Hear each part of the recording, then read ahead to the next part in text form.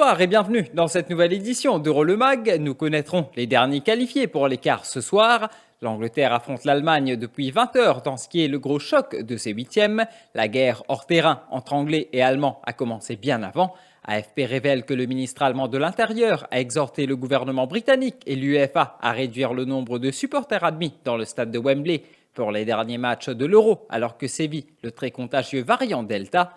Le Bavarois Horst Seehofer, ministre des Sports, a dit, et je cite, « Je trouve cela irresponsable que des dizaines de milliers de gens se rassemblent sur des espaces étroits dans des pays classés à risque à cause du très contagieux variant Delta, comme cela est le cas actuellement dans la Grande-Bretagne. » Fin de citation. À 23h, Suédois et Ukrainiens vont s'affronter pour le dernier ticket pour aller au prochain tour. La Suède avait émergé en tête de son groupe qui comprenait également l'Espagne en tenant la Rora en échec 0-0, puis en dominant la Slovaquie et la Pologne. Ils seront légèrement favoris face à des Ukrainiens qui ont terminé parmi les meilleurs troisièmes de la compétition. Ils ont été devancés par les Pays-Bas et l'Autriche. La seule victoire ukrainienne avait été obtenue contre la Macédoine du Nord. Pour nous faire l'analyse de ce dernier huitième de finale, retrouvons l'ancien joueur et désormais entraîneur Steve Köpenen. Bon, maintenant, un match bien serré, un match où on a beaucoup de tactique, ball moderne, ce qui fait beaucoup de lourd parfois. Le match ball est lourd pour être ça. Mais la Suède, c'est une équipe qui joue beaucoup en équipe parce qu'il me pensait qu'il puise sur la force dans son collectif et individuel.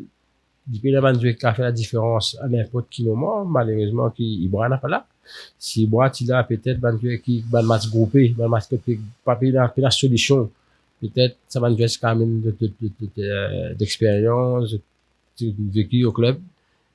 Mais là, il va un match serré, il va un match fermé, il va un match amélioré pour guetter. Et au niveau de l'Ukraine, est-ce qu'il... Mais l'Ukraine, c'est une équipe qui nous pas trop connaît, nous pas trop suivre le l'Ukraine, mais c'est apprenant parce que l'Ukraine c'est un peu vient des Russes, c'est l'USSR à l'époque, mais c'est une équipe qui était là, un football, comment le dis-tu, l'USSR, c'était un football bien discipliné. Ouais, moi, je suis de toi, moi, je suis groupé, parce que quand la man individuel, il faut qu'il te trouve spectacle, qu'il te trouve une man affaire qui passe de man match, qui parfois dit, ah bon, man stall, tout à révéler, pas un grand tournoi.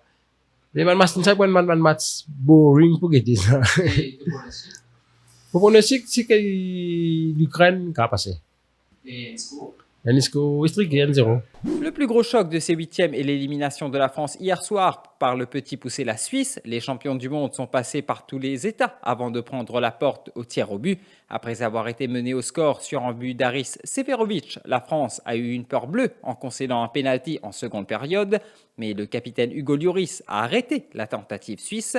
Les Bleus ont cru tenir le bon bout lorsque Karim Benzema a inscrit un doublé suivi d'une réalisation de Paul Pogba.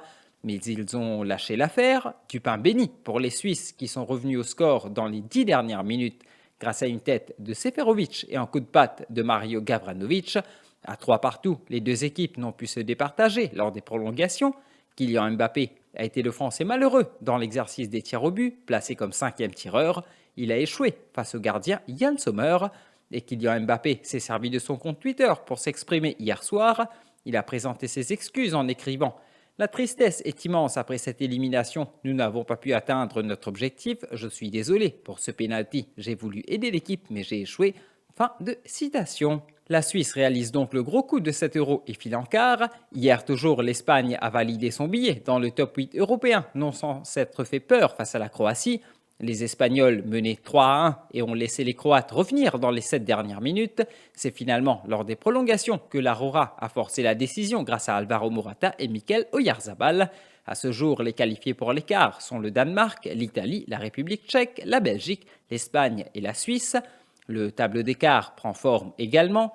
La Suisse affrontera l'Espagne à 20h vendredi et à 23h, nous aurons droit au choc Belgique-Italie.